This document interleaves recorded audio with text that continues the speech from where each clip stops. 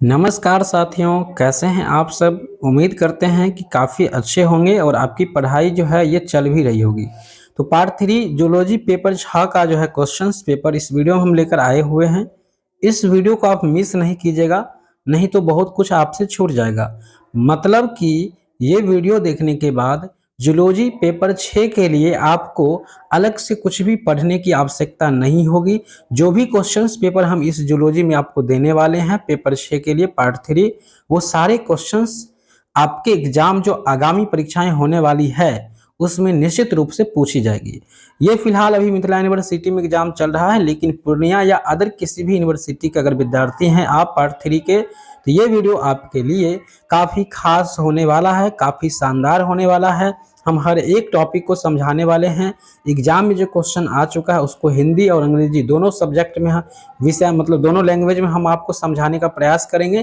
थोड़ा सा समय दीजिए और वीडियो को पूरा देखिए। तो सबसे पहले जो आपके एग्जाम में मेरे भाई क्वेश्चन छप रहा है वो छप रहा है संयोजक डीएनए क्या होता है। ठीक है, संयोजक डीएनए क्या होता है, इसको अंग्रेजी में हम लोग क्या कहते हैं, एप्लीकेशंस ऑफ डीएनए टेक्नोलॉजी क्या होता है। 100% ये क्वेश्चंस आपके एग्जाम में वो छप चुका है। इसको हिंदी में समझने का प्रयास करेंगे हम सभी लोग।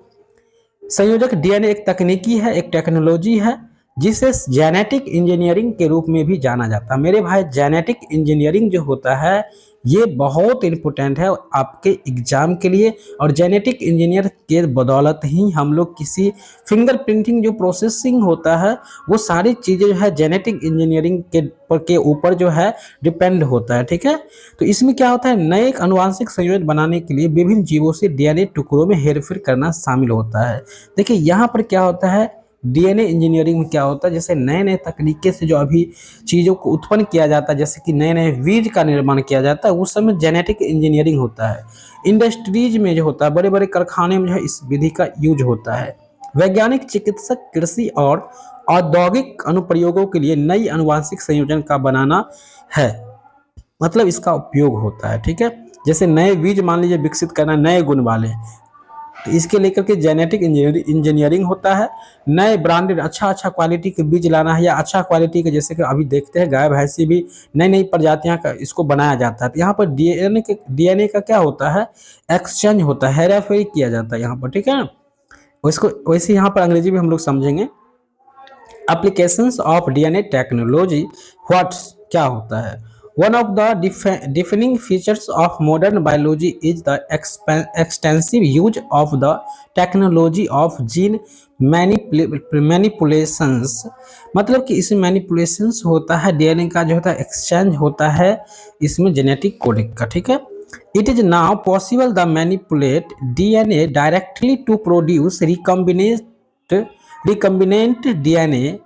रिकम्बिनेंट होता है, मतलब यहाँ पर इसका जो है दोबारा इस रिकम्बना यानी दोबारा इसका जो है यूज करते हैं लोग प्रोड्यूस के रूप में। ठीक है, manipulated genes can be replaced back into the original और a different organism to produce transgenic plants and animals, यानी पादपों और जंतुओं में भी इसका जो है डीएनए टेक्नोलॉजी का यूज होने लगा है। वहाँ पर भी इसका जो एक्सचेंजिंग डीएनए के बदौलत नई नई गुण, नई नई जो है हाइब्रिड जैसे तैयार किया जाता है। ठीक है, पूरा डिटेल्स हम यहाँ पर नहीं दिए हैं आंसर। डिटेल्स में आपको आंसर गैस पेपर से मिल जाएगा, या फिर एक वेबसाइट होगा जिस वेबसाइट पर आपको मिलेगा। वेबसाइट का नाम यहाँ पर टिक किया हुआ है, तो इस वेबसाइट को आप लोग सर्च कीजिएगा, यहाँ पर आपको आंसर फुल आंसर देखने को मिल जाएगा। बाकी गैस पेपर आप लोग को देखना पड़ेगा। व्हाट इज बायोटेक्नोलॉजी, 100% प्रश्न आ चुका है, तो आ चुका है। ठीक है, बायोटेक्नोलॉजी व्हाट इज मतलब क्या है, जैव तकनीकी क्या है मेरे भाई। बायोटेक्नोलॉजी का हिंदी होता है जैव तकनीकी क्या है, इसका हिंदी। सम सेलेक्टेड डिफिनीशंस ऑफ बायोटेक्नोलॉजी, इसमें से आप किसी एक को सिलेक्ट कर सकते हैं, सभी जो है अपने अपने भाषा में यहाँ पर जो है समझाने का प्रयास किया गया है। जैसे first all of a collective noun for applications of biological organisms, systems और process to manufacturing and service industries. जो बायोटेक्नोलॉजी का जैव तकनीकी का प्रयोग होता है आजकल औद्योगिक चीज़ों में ज़्यादा होने लगा है। सर्विस सेवा के क्षेत्र में, मैन्युफैक्चरिंग, नए नए वस्तु के निर्माण, नई नई प्रजातियों के निर्माण में बायोटेक्नोलॉजी का यूज मोस्ट प्रोसेस के अनुसार जो है हर एक सिस्टमेटिकली ढंग से जो है हर एक बायोलॉजिकल ऑर्गेनिज्म के तौर पे इसका यूज किया जाता है। उम्मीद है कि बढ़िया ढंग से समझ रहे होंगे। Integrated use of biochemistry, biochemistry यानी जैव रसायन में भी इसका होता है। Microbiology and engineering science in order to achieve technological industrial applications capabilities of microorganism cultured tissue cells यानी उत्तक कोशिकाएं एंड पार्ट्स ऑफ थियोरफी, यहाँ पर भी बायोटेक्नोलॉजी यानी जैव तकनीकी का प्रयोग किया जाता है। ठीक है, नेक्स्ट है a technology using biological phenomena for copying and manufacturing various kinds of useful substance. ठीक है, applications of scientific and engineering principles to processing of materials by biological agents to provide goods and service. Most important question for your examination in part 3, जो exam आपका होने वाला वहां पर तो आपको अंग्रेजी में ही आंसर को राइट करना होगा, थोड़ा सा अंग्रेजी में ही समझने का कोशिश करना पड़ेगा आपको।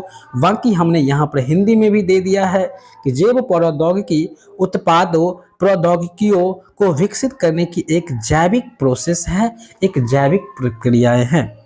यहाँ पर क्या होता है मेरे भाई, महत्वपूर्ण ये रखता है कि जिसमें चिकित्सा क्षेत्र आता है, कृषि का क्षेत्र आता है, इसके दृष्टिकोण में आनुवांशिक इंजीनियरिंग, आणविक जीवन विज्ञान और किण्वन जैसे फर्मेंटेशन इत्यादि शामिल होता है इसमें।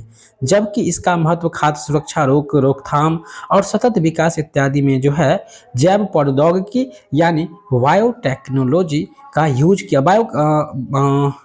बायोटेक्नोलॉजी हाँ इसका यूज होता है। ठीक है, उम्मीद है इस बात को भी समझ गए होंगे।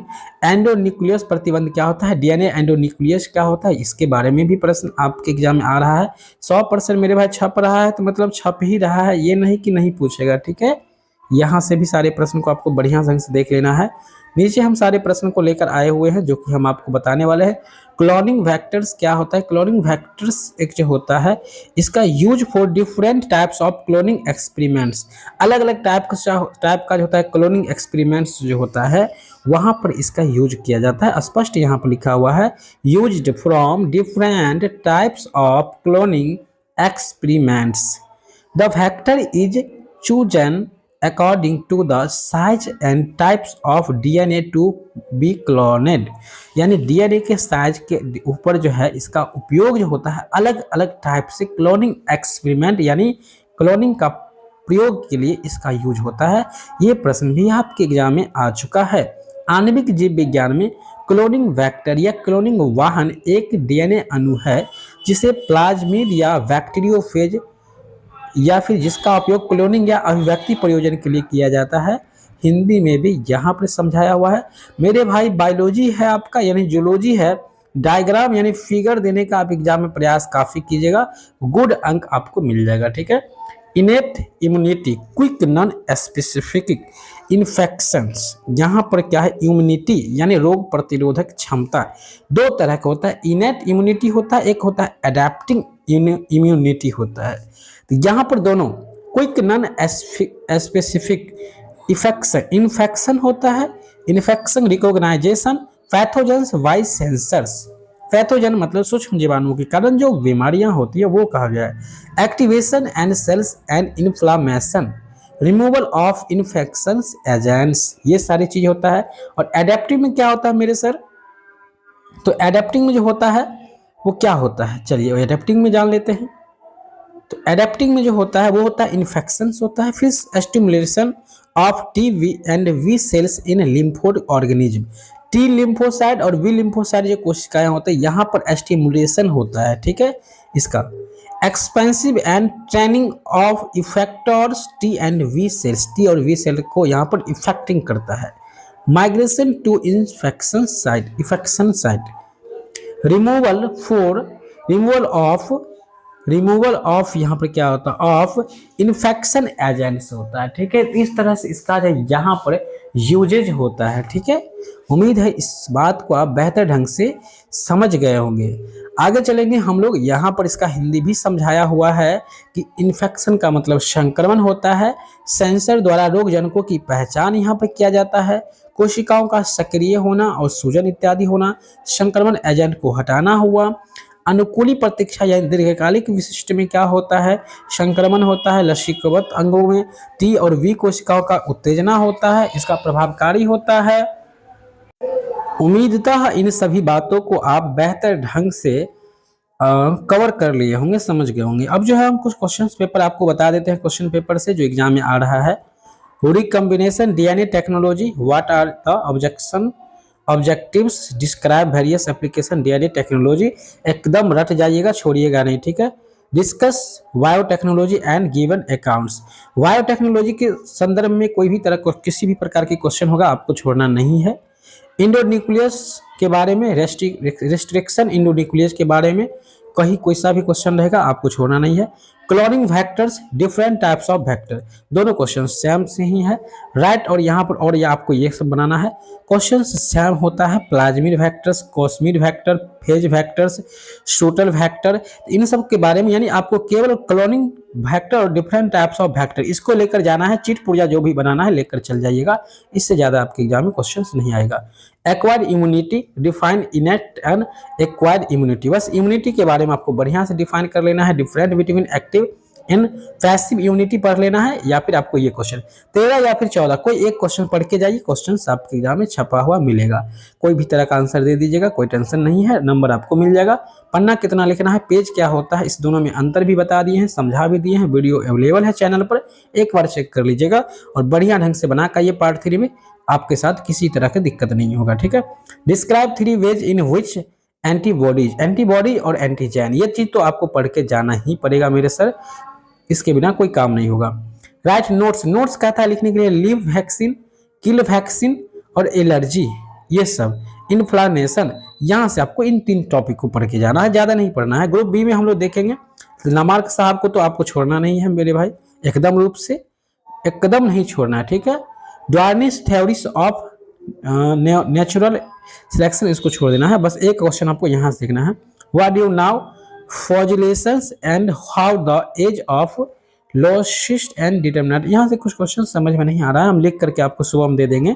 बाकी ग्रुप बी का भी क्वेश्चन हमने बता दिया है, ग्रुप ए का भी बता दिया है, इससे ज्यादा एग्जाम में क्वेश्चन आपके नहीं पूछा जाएगा, 100% याद रखिएगा। ग्रुप बी से जो है कुछ क्वेश्चन और आपको देखना है, जैसे कि थ्योरी पूछता है, ठीक है ना, तो यहाँ पर जो है आपको लामार्क साहब को तो छोड़ना नहीं है, एक थ्योरी आपको इसका देखना है, ठीक है, नेचुरल सिलेक्शन थ्योरी, ठीक है। उसके बाद कुछ यहाँ पर से कुछ एक क्वेश्चन को देखना है, नहीं बस हो गया, 3 क्वेश्चन आपको देख लेना है ग्रुप बी से, बाकी आपके एग्जाम में एक भी क्वेश्चन नहीं रहेगा। यहाँ इवोल्यूशन ऑफ हॉर्स, हॉर्स का इवोल्यूशन कैसे हुआ, उत्पत्ति कैसे हुआ वो, और इवोल्यूशन ऑफ मैन, ठीक है। तो यहाँ से जो है मैन और हॉर्स में से एक ज़्यादातर याद रखिएगा, मैन वाला पूछ सकता है क्वेश्चन, ठीक है। तो 3-4 क्वेश्चन यहाँ से है और 3-4 क्वेश्चन आपका ग्रुप बी से है, 3-4-5 क्वेश्चन, तो यानी टोटल 10 आसपास क्वेश्चन होगा, जिसमें से हम आपको कह देते हैं अगर 10 क्वेश्चन हमने दिया है तो 8 क्वेश्चन आपके एग्जाम में छपा रहेगा, यहाँ तक कि 10 के 10 भी छपा रह सकता है, जिसमें से 5 क्वेश्चन 4 क्वेश्चन 5 क्वेश्चन आपको बनाने के लिए बोलेगा, ठीक है। 5 क्वेश्चन बनाएंगे ऑब्जेक्टिव छोड़ करके। चलिए वीडियो कैसा लगा हमें जरूर बताएंगे, अगर वीडियो पसंद आई है वीडियो को लाइक कर लेंगे, आगे भी शेयर करेंगे। मिलते हैं नेक्स्ट वीडियो में, तब तक के लिए जय हिंद, वंदे मातरम।